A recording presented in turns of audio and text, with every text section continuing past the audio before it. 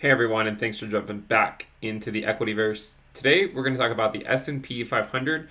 We're going to be looking at the risk metric that we've been talking about on this channel for quite a while now. So the last video I did was around 3 months ago on the S&P 500. So I thought it was about time for an update. So if you guys like the content, please subscribe to the channel. Give the video a thumbs up. Also, check out the Telegram channel, which you can find a link to in the description below, as well as the premium list at intothecryptoverse.com. Let's go ahead and jump in. So, if you guys remember, we back in March we made a video on this unprecedented drop in stocks, right? We had this unprecedented drop. It was dropping quicker than we had seen it drop in a long time. It was, every day it seemed like it was dropping 5-10% or more. And we got to this point where everyone was calling for, it to go down continuously day after day after day. But remember, when the masses are calling for something to happen, then they usually get it wrong. Okay, so when the masses are telling you one thing, it's better to just like tune that out and focus on what, say, the math says, or what does the data suggest as to where we are. If you remember back in March and April, lots of videos coming out on YouTube talking about like a depression, so many other things, stocks were just going to collapse week after week, and we wouldn't recover for years. And actually, for the most part, a lot of stocks are actually at new all-time highs. Not all of them, of course, but a lot of them are. And one of the things we talked about on the channel back then was this risk metric, which we had talked about before March, but we provided an update in March because of how much of an opportunity that there was presented to us. Okay, and we're going to talk about that in this video. So what this is it shows the price, so the S&P 500 versus time. Okay, and you can see this goes back to like the 1920s all the way back to the Great Depression, and it's color coded by risk levels. And these risk levels help me and many of you who are subscribed to the premium list identify times to slowly move in and out of the market. Now, if you follow this channel a lot, we mainly talk about cryptocurrency, but like any good investor, you want to be diversified. And the truth of the matter is I own a lot more equities than I do cryptocurrencies. And I know that might come as a shock to a lot of people, but if the price of Bitcoin's getting cut in half one day, you don't want your entire net worth getting cut in half, right? So it's all about risk management. And when it comes to stocks, playing the risk metric is a little bit different because for stocks, it's more of a longer term game. Okay, so with cryptocurrencies, they go through these well-defined market cycles, these boom and bust phases where you have, these massive gains followed by 80 to 90 to 95% losses in a year. And so it's all about timing those momentum shifts in the market. And that's what we talk about a lot on the channel, is timing these momentum shifts within the asset classes. Now, with stocks, it is somewhat different because a lot of people have 401ks, a lot of people have these big investment accounts, and you don't necessarily just want to be selling stocks constantly, trying to day trade them or anything like that, or even swing trade them. You want to time these key shifts in the market. And one of the ways you can see these is when the risk metric turns blue, it tends to historically be a great time to be buying stocks. And that's just the way it works, right? I mean, you look at the chart, and anytime it turns blue, it's been a great time to buy. And anytime it starts to turn these orangish reddish colors, it tends to be a good short-term sell. But again, as we've seen before, it can have a correction and then continue to rally back up to the same price level, but which is at a lower risk level at the time. So we're gonna dive into this in some more detail. So the first thing we're gonna do is we're gonna only look back to 2018. And this, back when we were down in this regime right here, back in March, this is when we made the video, an unprecedented drop in stocks or something like that. And at the time, the risk reached 0.29. And I can't stress enough how amazing this was for the risk of the S&P 500, according to the risk metric that I've made, for it to reach 0.29, because it just doesn't happen that often. You can see that we don't get into these darker shades of blue very frequently, and remember, this spans back like 100 years. So this is a lot of time, and recently we haven't had too many opportunities to be buying in this regime. And so what we said back then was, I know everyone's being sensationalist on YouTube and telling you the world's falling apart, and I'm not trying to minimize, the current economy, because we know that the pandemic has had a huge effect. But at the same time, when you look at the stock prices and you see them drop by 40% in a few weeks, you have to recognize the opportunity that presents, okay? And the idea that this time is different usually leads people astray, because you think, okay, well, this time it has to be different because 20 people on YouTube are telling me so. Remember, these guys are looking for clicks and views. At the end of the day, there's always another emergency tomorrow that they can make these clickbait titles on. So this is just noise, right? Ignore it. One of the things I suggest to most people is, don't listen to people's opinions so much. I would say listen to the data.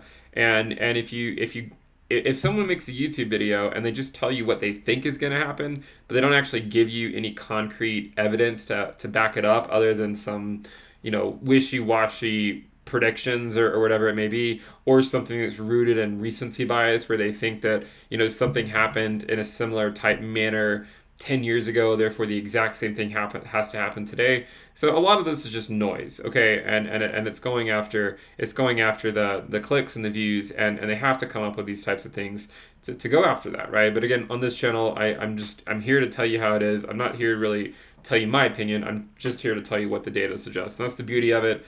I'm just communicating what it suggests. And back here in March, when we got down to this level, this was a key buying opportunity. And the contention back here was, even at this level, it was a key buying opportunity, and it kept falling. Okay. Now, even though it kept falling, it doesn't mean that this was necessarily a bad buy. It just means that as it continues to go down, I would buy more and more and more, right? And according to the dynamic DCA strategy, you're just putting more into the market. So normally I just put in like a token amount into the token crypto. I just put in a token amount into the stock market every so often, or every week or so. But down here I was drawing into some more reserves and putting more in, primarily because the risk level was low. And it follows the same strategy in that manner as I do with Bitcoin. When the risk levels go down to those lower levels, you want to put in more so that you reduce your cost basis as much as possible. Now, after this move, we saw it rocket back up. So it ends up making these buys look pretty damn good in hindsight. At the time, it can be a tough pill to swallow when you're buying at this level. At say when the S&P was at 2,700 and then it proceeded to drop to 2,200. Yes, it can be a tough pill to swallow. But again, stock market, for me, it's a long-term game, and I only want to take money out take money out at very key times. And when the opportunity presents itself, when the risk level drops in the short term, I want to take advantage of this. So in the same manner, we have rocketed back up, and you can see the S&P came all the way back up to here, and it started to get these bright orange colors again. Okay, so it got above 0.8. And if you subscribe to the premium list, you know that my general strategy with stocks is, of course, to purchase stocks when the S&P 500 risk is less than 0.75. So anytime it's less than 0.75, I'm buying stocks, okay? And then when it goes above 0.75, I don't do anything up until 0.8. So 0.75 to 0.8 is essentially no man's land. And then once you get to 0.8, this is where I sold 10%. And this is what I said on the premium list a few weeks ago. When we got to this point, we hit the 0.8 risk level, 10% stocks sold. Right after it came all the way back down to around 3,200, the S&P 500, back to a risk level that was tolerable again for moving back into the market. And then I just reinvested the cash that I came across up here back when the risk dropped down. Now, if we look at the macro scale, so we're looking all the way back to the 1920s, if we draw a line at 0.8 risk, you can see that we don't go above it very frequently. And when we do go above it, we're not there for very long. Now, sometimes it can be deceiving how long it might be. I mean, you might look at this and say, oh, this was not very long, but sometimes it actually can last a while. Okay, and this could actually last a year or so or more. It's just that when you put it on the span of 100 years, it might not look like much. So with that in mind, I only sell when it gets to the 0.8 risk level. I only sell 10% because there's still a lot of potential upside, and I have no interest in completely liquidating my entire my entire stock positions. I want to continue to see it grow, and if there's not an immediate need for that cash, then I leave most of it in. Now, if it goes up again to the 0.85 risk level, then I would continue to sell more. So you imagine selling 10% at 0.8, 15% at 0.85, 20% at 0.9, and so on and so forth. That way, if it continues to go up, you continue to sell some of it, waiting for an inevitable correction back down.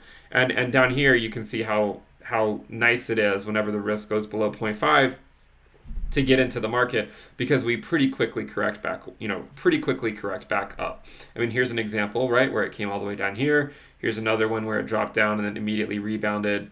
Again, another one dropped all the way down, immediately rebounded. So the idea behind the risk metric, if you're not familiar with it, is it's dynamic, okay? So it adjusts automatically. This is what I use for cryptocurrencies. It's been working out amazingly. And so for the stocks, it's the same thing. The nice thing with the S&P 500 is we have 100 years of data, so it was pretty straightforward. I mean, I don't want to pretend like it wasn't challenging at all, but it's not as difficult to get a useful risk metric for something that you have so much data for, and that you have a lot of confidence in. And so it's not about day trading, right? This channel is not about day trading. There's a lot of channels that talk about it and pretend to make a lot of money.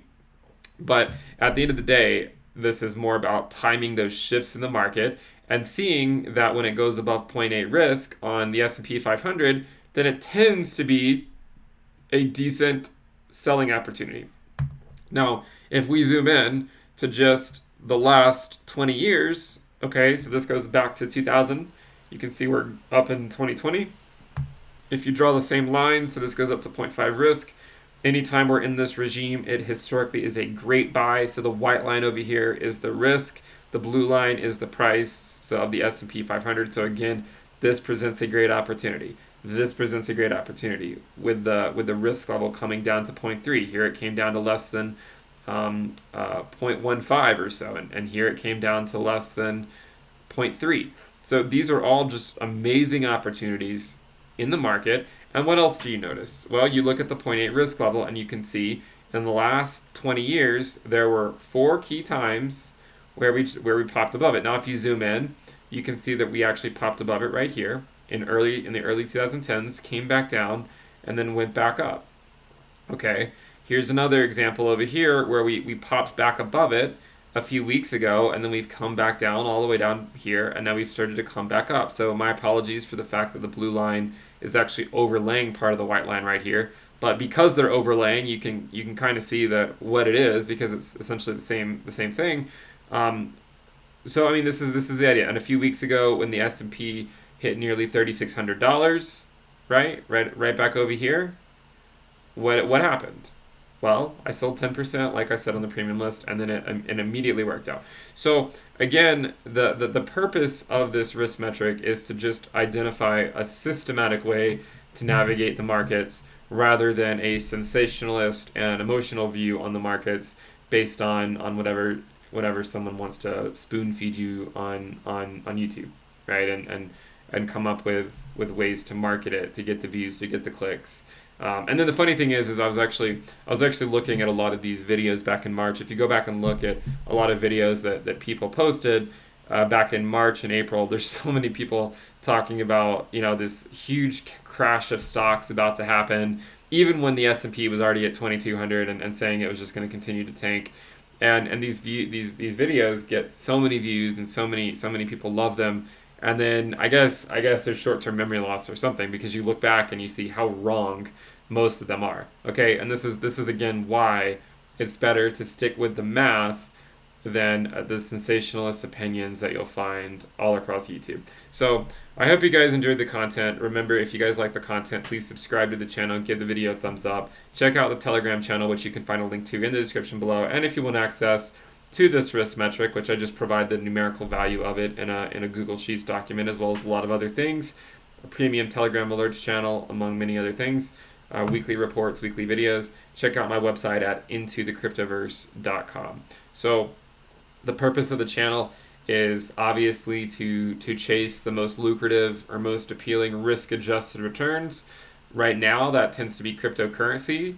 When that's not the case, the channel will pivot to focus on markets that have better risk-adjusted returns, at least projected. So that's the goal of the channel. Bear with me as we go through these market cycles and navigate them. I think that as we go through them for a longer period of time, you'll start to see more and more of the sensationalist BS on YouTube to be completely worthless, and I hope other people are kind of become in tune with that, because I think it really does hurt a lot of people.